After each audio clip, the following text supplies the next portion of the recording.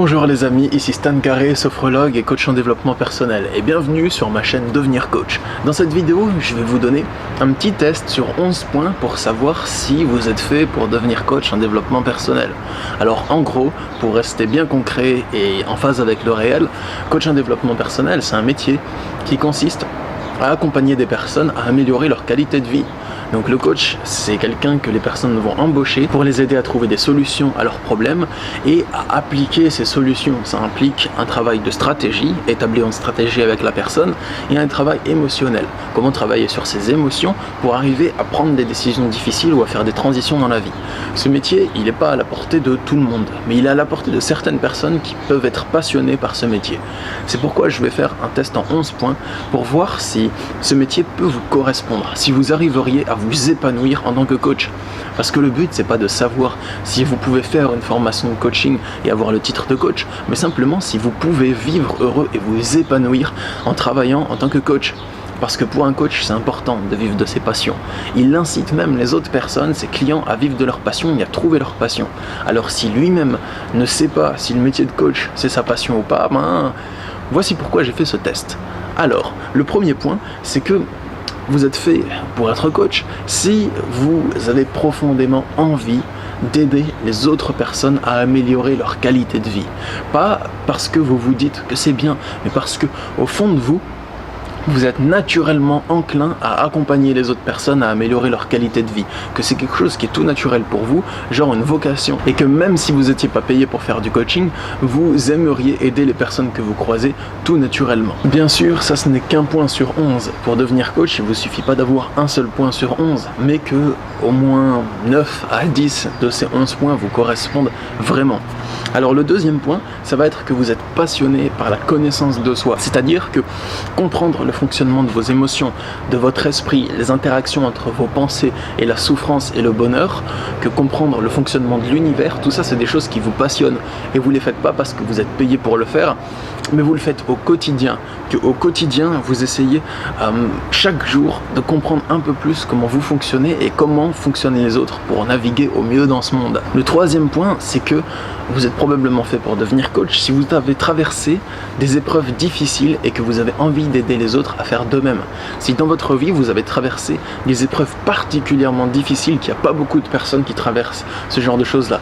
Pour savoir si vous avez vécu des épreuves de ce type, vous avez qu'à raconter un peu ce que vous avez vécu autour de vous à certaines personnes et vous verrez qu'il y en a certains qui réagissent en disant « Waouh, c'est vraiment dur ce que tu as vécu, tu aurais pu mal virer avec tout ce que tu as vécu. » Il n'y a pas beaucoup de gens qui vivent ce genre de choses-là.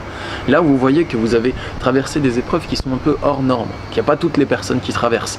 Et si vous avez envie d'aider les personnes qui se trouvent dans la galère, dans ces épreuves-là actuellement, il y a des chances que vous soyez fait pour devenir coach. Quatrièmement, vous avez tendance à trouver des solutions aux problèmes de vos amis. Pas dans le but de faire celui qui donne des leçons ou celui qui sait mieux qu'eux, mais quand ils vont mal, vous réfléchissez, vous vous impliquez dans leurs problèmes. Vous êtes mentalement et émotionnellement impliqués et engagés dans leurs problèmes dans le but de les aider à trouver des solutions, à aller mieux, à voir la vie autrement, à positiver, à aller de l'avant, tout simplement. Cinquièmement, justement, après vous avoir parlé, la plupart de vos amis se sentent mieux en général. Ceux qui arrivaient déprimés, qui commencent à discuter avec vous, qui tiennent une petite conversation avec vous lorsqu'ils étaient déprimés et que ça allait pas, une fois que c'est fini, ils se sentent mieux, ils ont la pêche, ils vous remercient peut-être même de les avoir écoutés ou de les avoir aidés. Sixièmement, et c'est là qu'on rentre dans les points un peu plus poussés, pour vous, le développement personnel est une philosophie de vie et vous n'envisagez pas la vie autrement. C'est-à-dire que pour vous, vous pratiquez le développement personnel sur vous-même chaque jour au quotidien. Vous essayez de vaincre la souffrance, de maîtriser vos émotions négatives, d'être plus calme, d'apaiser votre esprit, d'améliorer votre qualité de vie, c'est-à-dire de trouver le métier qui vous correspond, de vivre avec les gens qui vous correspondent et dans un lieu de vie que vous aimez. Et vous n'envisagez pas de vivre autrement parce que pour vous, c'est simplement une façon normale de vivre. C'est la meilleure façon de vivre et la plus logique. Donc si pour vous, le développement personnel, c'est quelque chose qui fait partie totalement intégrante de votre vie, il y a des grandes chances que vous puissiez devenir coach en développement personnel. Septièmement, vous êtes probablement fait pour devenir coach si vous avez envie de vous améliorer pour mieux aider les autres. Parce que filer des conseils à ses potes, parce qu'on a regardé, je sais pas, plusieurs vidéos de développement personnel ou parce qu'on a du bon sens, c'est une chose et ça peut les aider. Par contre, il se peut que vous ayez plus envie de vous améliorer, de devenir plus compétent dans le but de mieux aider les autres. Pas seulement en leur donnant des conseils par rapport à ce que vous avez vécu ou compris de la vie, mais en ayant par exemple une méthode qui vous permette d'aider la plupart des personnes dans la plupart des situations. Donc si vous ressentez cet appel dans votre cœur, l'envie de devenir plus compétent dans la relation d'aide, il y a de grandes chances que vous soyez fait pour devenir coach. Huitièmement, c'est tout simple, mais vous êtes empathique. C'est-à-dire que vous ressentez l'émotion qui est présente dans l'autre.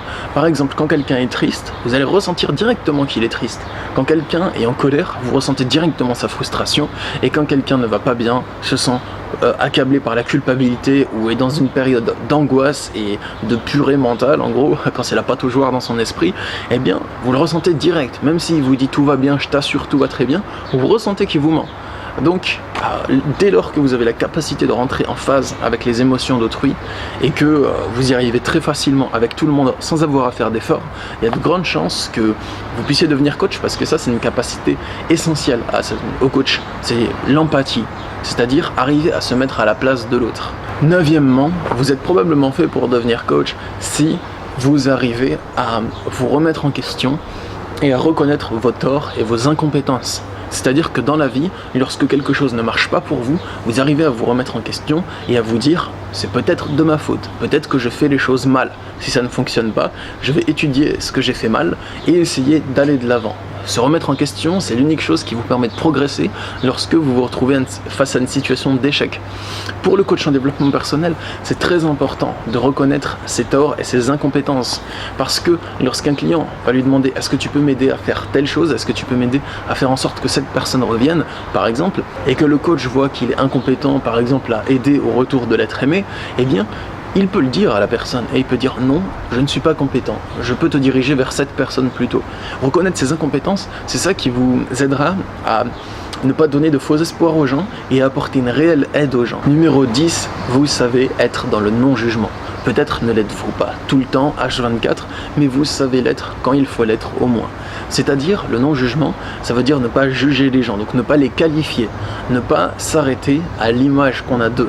Le jugement, c'est par exemple quand vous dites d'une personne « il est fou, il est génial, il est adorable, il est merveilleux, il est débile, il est méchant ». Ça, c'est des jugements. Vous jugez que la personne est comme vous l'avez qualifié. Et donc vous croyez que vous avez affaire à un méchant, à un débile, à une personne merveilleuse. Alors que la personne, elle est bien plus qu'un simple mot composé de quelques lettres. La personne, elle est scalée dans son entièreté. Et ça, c'est très important à comprendre dans le cadre du coaching. Parce que si vous jugez quelqu'un, vous allez l'identifier aux mots que vous placez sur cette personne. Et donc, vous allez arrêter de créer une alliance avec cette personne. Vous allez arrêter de la découvrir. Et vous ne pourrez plus leur apporter une aide efficace pour progresser dans leur vie. Et 11e, vous êtes déterminé à réaliser vos rêves. Le métier de coach, c'est possible que vous l'exerciez si vous y êtes passionné. Mais c'est un marché où il y a déjà beaucoup d'offres par rapport à la demande. Donc il y a beaucoup de personnes qui ont une formation de coaching et qui aimeraient bien pratiquer du coaching. Et je respecte toutes les personnes qui font cette démarche. Par contre, il va falloir vous accrocher pour que ça fonctionne. Surtout si vous vivez en France où il y a quand même pas mal de coachs. Donc c'est quelque chose qui est possible, mais si vous œuvrez et si vous travaillez dur pour réaliser vos rêves. Donc si vous sentez que vous pourrez œuvrer et travailler beaucoup, donner beaucoup de votre temps, beaucoup de votre personne pour construire votre carrière de coach, probablement que ce métier est fait pour vous. Alors maintenant que vous avez regardé le test, que faire des résultats de ce test ? Eh bien, tout ce que je peux vous dire, c'est que si vous vous sentez concerné par ces 11 points ou par un 9 à 10 de ces 11 points, il y a de grandes chances que vous soyez fait pour devenir coach. Il y a des grandes chances que ce métier puisse simplement vous correspondre, que vous puissiez vous épanouir et progresser chaque jour avec plaisir, entrain et motivation dans le métier de coach. Dans ce cas, vous pouvez commencer par vous abonner à ma chaîne Devenir Coach, parce que je posterai assez régulièrement des vidéos sur le coaching, sur comment devenir un bon coach en développement personnel, un bon sophrologue, comment s'installer en tant que professionnel du coaching, tout ça. Vous pouvez aussi commencer à vous renseigner sur les formations de coaching, celles qui vous plairaient. Je vais faire aussi des vidéos sur comment bien choisir sa formation. Donc voilà, j'espère vous apporter ce que vous avez à apprendre par rapport au coaching. Je vous souhaite une belle journée et je vous dis à bientôt. Au revoir, c'était Stan Carré, sophrologue et coach en développement personnel.